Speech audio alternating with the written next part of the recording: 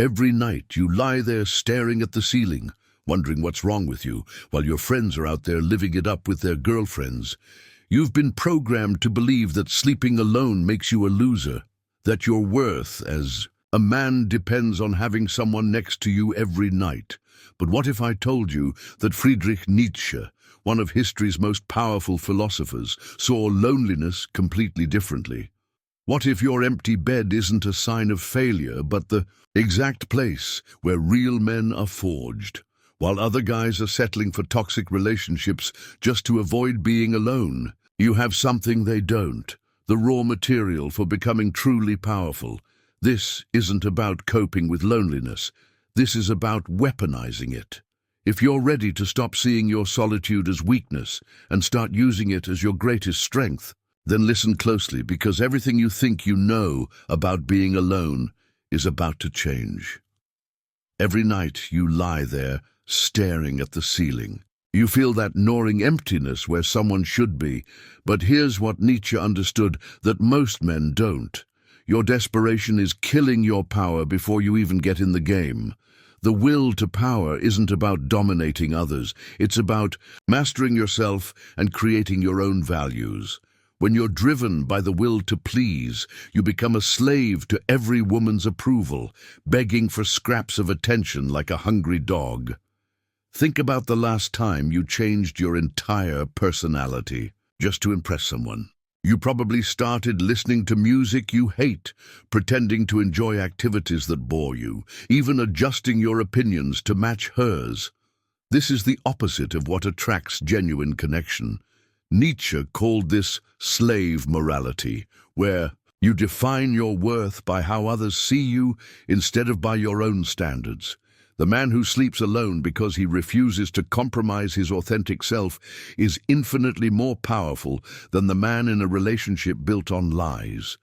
The will to power demands that you become so comfortable with who you are that you'd rather sleep alone than sleep next to someone who doesn't appreciate your true nature. This isn't about being an arrogant jerk. It's about having such a strong sense of self that you attract people who genuinely want what you offer. When you stop chasing validation and start creating value, when you stop trying to be what others want and start becoming who you truly are, something magical happens. People begin to chase you, not because you're playing games, but because authentic power is the most attractive force in the universe. Nietzsche had a famous phrase, "Become who you are." But here's the brutal truth most men refuse to face. You can't become who you are while you're busy pretending to be someone else to get laid. Every night you spend alone is a night you get to meet yourself without the mask. Most guys are terrified of this solitude because they've never actually spent time with their authentic selves. They jump from relationship to relationship, distraction to distraction. Anything to avoid confronting who they really are. Beneath all the social conditioning, your loneliness isn't a bug, it's a feature. It's the universe forcing you into the laboratory of self-discovery. While other men are losing themselves in toxic relationships or meaningless hookups, you have something they don't: time and space to develop your own thoughts, your own interests, your own vision for life. Nietzsche believed that most people live their entire lives as copies of other people, never discovering their unique potential. The man who can sit alone with his thoughts without reaching for his phone is developing a superpower that most will never possess. This process isn't comfortable, but nothing worthwhile ever is. You're not sleeping alone because you're unworthy. You're sleeping alone because you're becoming worthy. You're developing the kind of depth and authenticity that can't be faked or manufactured. When you finally do connect with someone, it won't be because you molded yourself into what they wanted. It will be because you became so undeniably yourself that they couldn't resist your gravitational pull. Look around you. Every guy is doing the exact same thing on dating apps. Same shirtless gym photos, same generic bio about loving travel and tacos, same desperate energy masked as confidence. Nietzsche warned us about this herd mentality, how people mindlessly follow the crowd because thinking for yourself is too difficult and too dangerous. In modern dating, this translates to millions of men following the same tired playbook and wondering why they're invisible. The herd tells you to swipe more, message faster, be funnier in your opening lines, buy the premium subscriptions. They sell you courses on pickup lines and manipulation tactics. But here's what they don't tell you. When everyone is following the same script, no one stands out. You become part of the background noise, another face in the endless scroll. Nietzsche understood that true power comes from separating yourself from the masses, not by following louder, but by following your own path entirely. While the herd is busy optimizing their profiles and studying female psychology like it's a video game, you have the opportunity to do something revolutionary, become genuinely interesting, develop real skills, pursue actual passions, build something meaningful with your life. The man who sleeps alone while building his empire is infinitely more attractive than the man who gets laid while living someone else's dream. Stop following the herd off the cliff of mediocrity. Your loneliness might be the best thing that ever happened to you. Nietzsche divided humanity into two types: masters who create their own values and slaves who live by others' standards. In dating, this difference is brutal and obvious.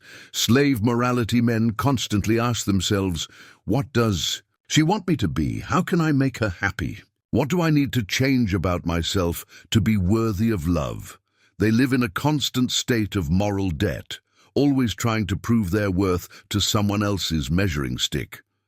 Master morality men ask different questions. What do I value in a partner?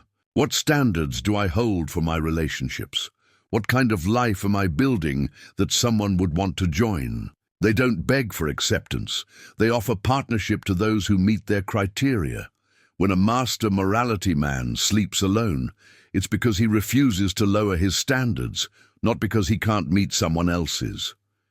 He understands that a relationship should add value to an already complete life, not fill a gaping void of insecurity.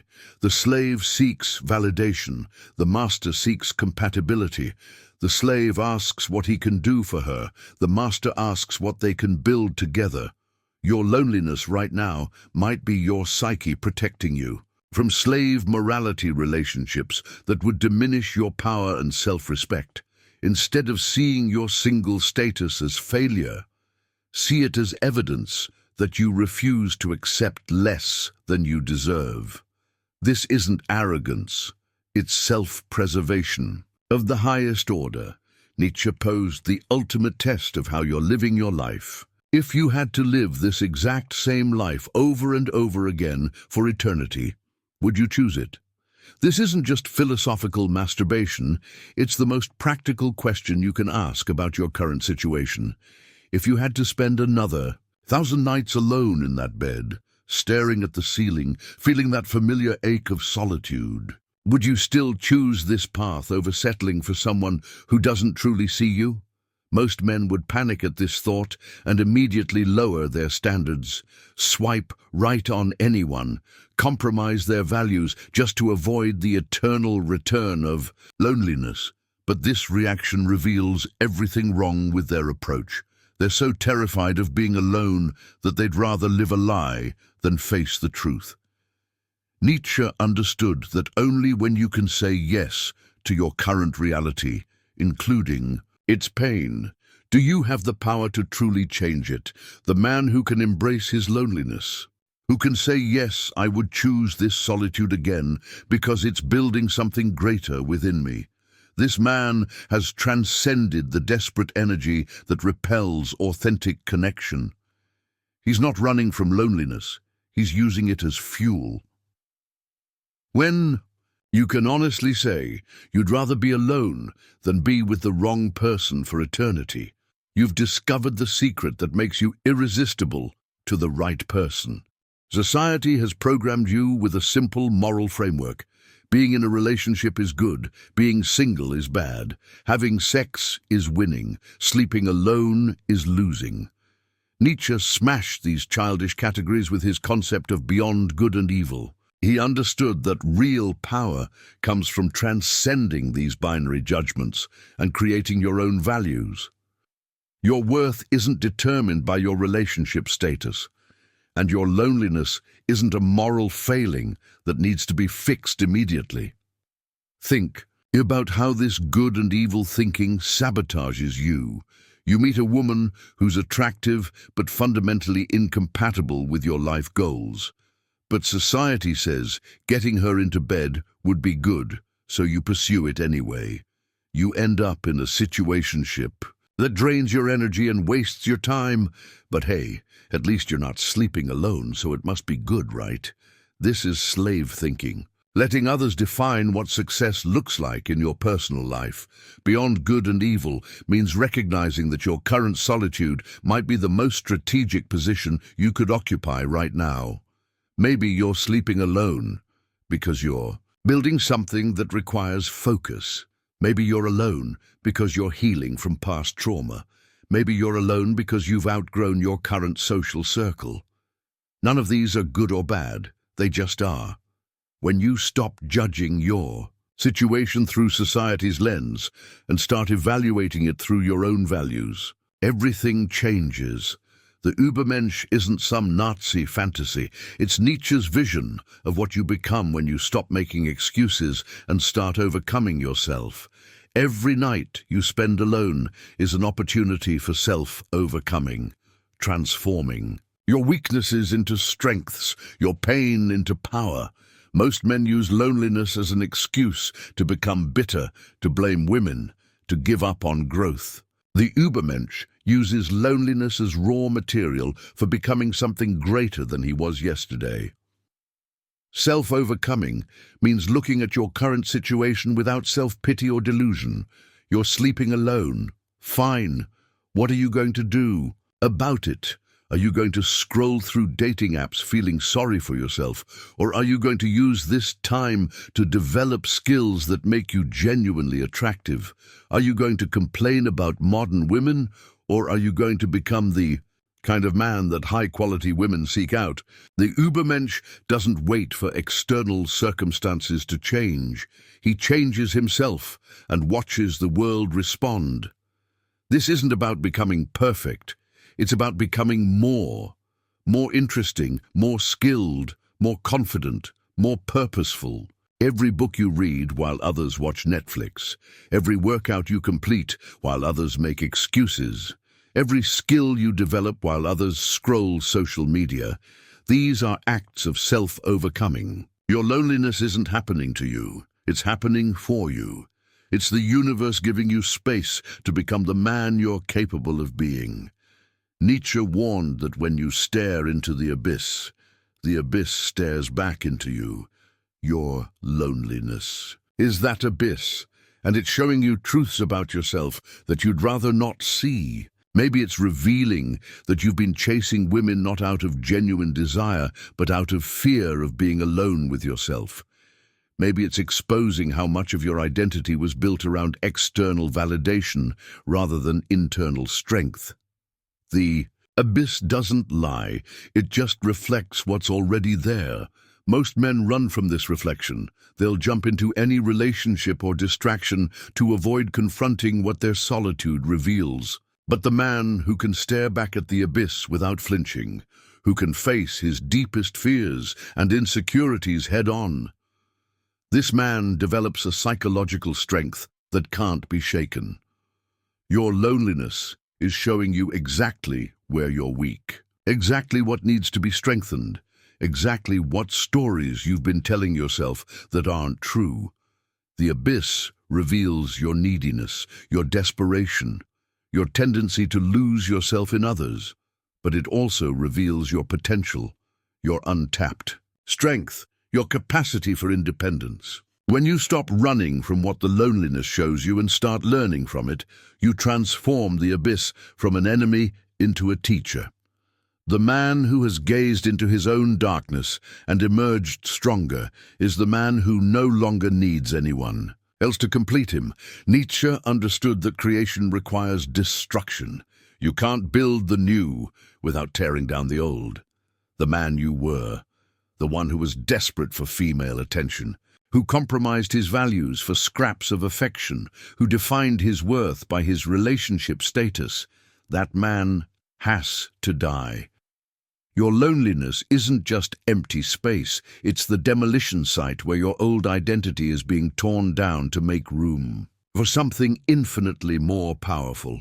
This process feels like death because it literally is death. The death of your needy self, your validation-seeking self, your people-pleasing self. Most men can't handle this psychological destruction, so they cling to their old patterns.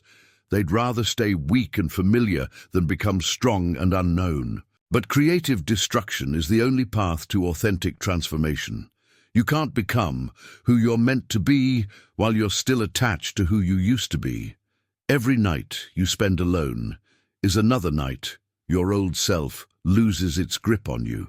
The version of you that would take any relationship just to avoid solitude is being replaced by a version that would rather be alone than compromise his standards. This isn't happening by accident. It's your psyche's way of preparing you for the caliber of person you're becoming. The phoenix doesn't rise from comfortable circumstances, it rises from ashes. Your loneliness is burning away everything that isn't authentically you. Amor fati, love your fate, even the parts that hurt. This is Nietzsche's ultimate teaching and the hardest pill to swallow. You must learn to love, not just tolerate your current reality, including those long nights alone, including the rejection, including the uncertainty about when things will change. This isn't passive acceptance. It's active gratitude for the exact circumstances that are forging you into someone stronger. Most men hate their loneliness. They fight it, they resent it, they see it as punishment for some cosmic injustice. But what if your solitude is actually the greatest gift you could receive right now? What if those empty nights are creating space for you to develop the depth and authenticity that will eventually attract your ideal partner? What if the rejection you've experienced has been protecting you from relationships that would have stunted your growth? Amor fati means saying yes to your entire story. The good and the painful, the victories and the defeats. When you can genuinely love your fate, including your current single status, you stop radiating the desperate energy that repels people. You start emanating the centered confidence that draws them in. The man who loves his fate doesn't need to be saved from his circumstances. He's using them to save himself. Your loneliness isn't your enemy. It's your teacher, your trainer, your preparation for something greater. Every night, you lie there in that empty bed, scrolling through social media, watching everyone else live the life you think you want, feeling like a failure because you're sleeping alone again. Society has convinced you that your worth as a man is measured by how quickly you can get someone else into that bed. But what if everything you've been told about loneliness is a lie?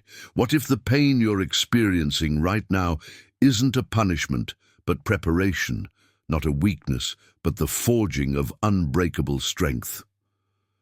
Friedrich Nietzsche, the philosopher who declared God dead and championed the will to power, understood something about solitude that could completely transform how you see your current situation. He knew that the men who learn to love their fate, including their loneliness, become the most powerful and attractive forces in the universe. While other guys are desperately chasing validation and compromising their souls for temporary companionship, you have the opportunity to build something that no one can take away from you, an unshakable sense of self that draws people in like gravity. This isn't another video telling you to just be confident or hit the gym harder. This is about understanding why your loneliness might be the greatest gift you never asked for. If you're tired of feeling weak because you sleep alone, if you're ready to discover why solitude could be your secret weapon, then you need to hear what Nietzsche knew about the transformative power of embracing your fate.